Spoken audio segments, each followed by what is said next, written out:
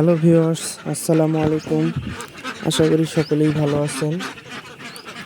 আপনারা দেখতে পাচ্ছেন যে আমার পুরনো হাঁসগুলো কোথায় কোথায় ডিম দেয় এবং কীভাবে ডিম পাড়ে।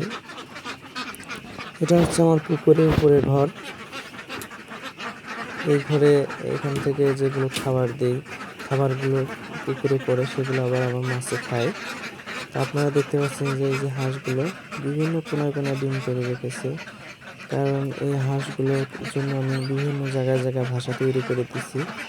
ওরা এগুলোতেই ডিম পাড়তে বেশি পছন্দ করে। আপনারা দেখেন এই যে খড় দিয়ে রাখা হয়েছে, বিভিন্ন খড়ে খড়ে বাসা তৈরি করার দেওয়া আছে, এগুলো তারা ডিম দেয়। আপনারা দেখতে থাকেন, দেখেন কতগুলো ডিম দিচ্ছে আমার হাঁসে আজকে।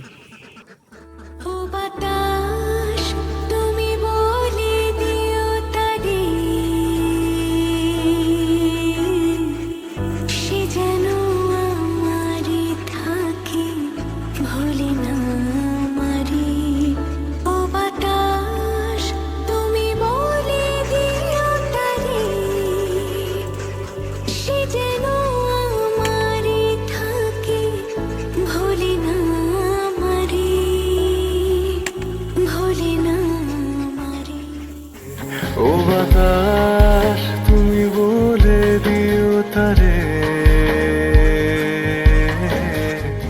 সে যেন আমারই থাকে, ভুলে না